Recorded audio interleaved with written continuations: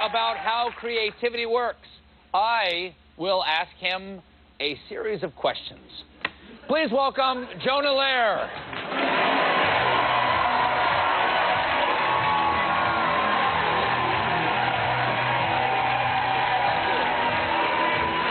Hey, Jonah.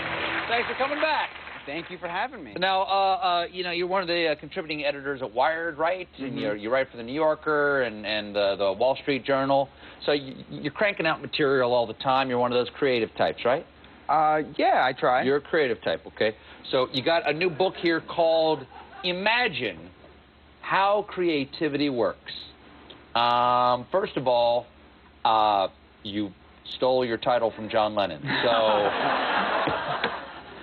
who are you to speak on creativity? Well, one of the themes of the book is that these ideas that we assume people just invent out of thin air. That They really do. just... Creative people just, the muse comes down, speaks through them. It is a lightning bolt. It is rarefied. Yes. Well, that they're really just new connections between old ideas. That the human mind is the connection machine. And I think we've had this myth of the muses for far too long. We've outsourced the imagination when it really comes from these 3 pounds of meat right inside here. Yeah. 3 pounds. Just over 12 watts of electricity. Really? Yeah. So enough to, like, power a car lighter. Yeah, you know, it's a pretty efficient computer, but it can make these astonishing connections between ideas that people have never seen the connection before. And, Okay. and that's what we all do all the time. But there are creative people, and then there are non-creative people. No, that is... No, I just said there were. Well, that is one of these, I think, very dangerous myths. And you can see this mirrored in surveys of school kids. So you can ask a second grader, are you creative? And 95% of second graders say, yeah, I love to paint, I love to draw. By fifth grade, that's down to about 50%. By the time they're high school seniors, upwards of 90% of kids say, no, I'm not a creative type. Right, because if you say you're a creative type, that makes you punchable. Right? Well, creativity is actually a universal talent. It's something we all have, and that means we can all get better at it. And what I wanted to do is show people how the imagination works so they can make it work a little bit better. Okay, how's it work? How's it work? Smart. So let's say you're working with a really hard problem, a problem that probably requires a moment of insight.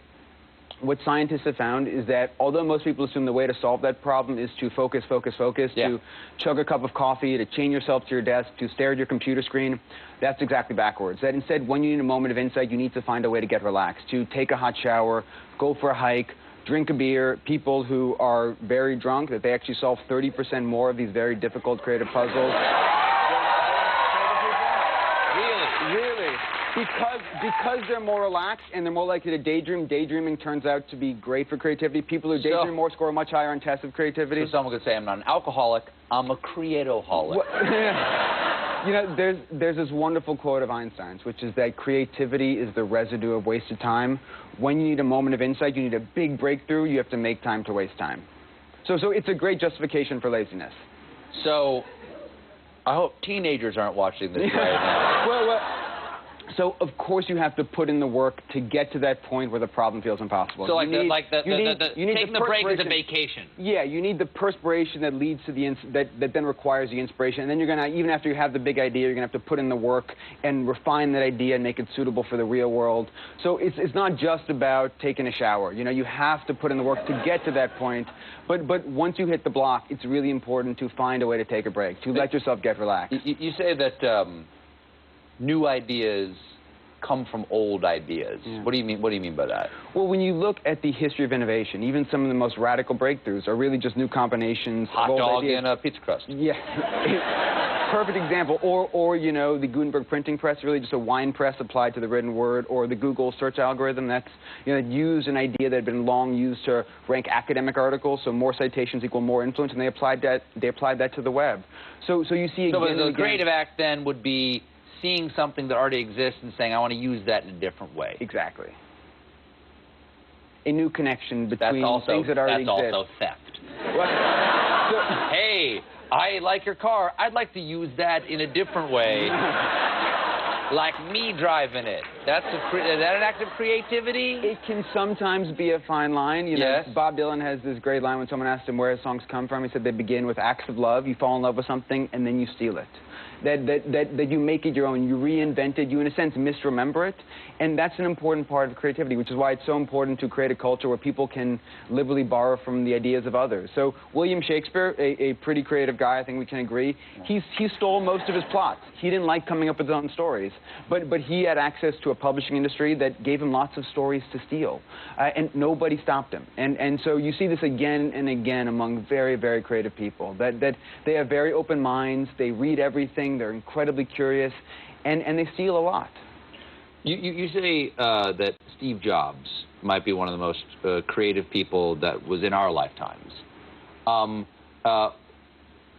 But everyone would say that, right? That's not the most creative choice for you. Well, I think... Or is it creative that you stole that from everyone's list? I think Jobs was incredibly good at managing creativity. You say that creative people are between 8 and 40 times more likely to be manic depressive. Yeah.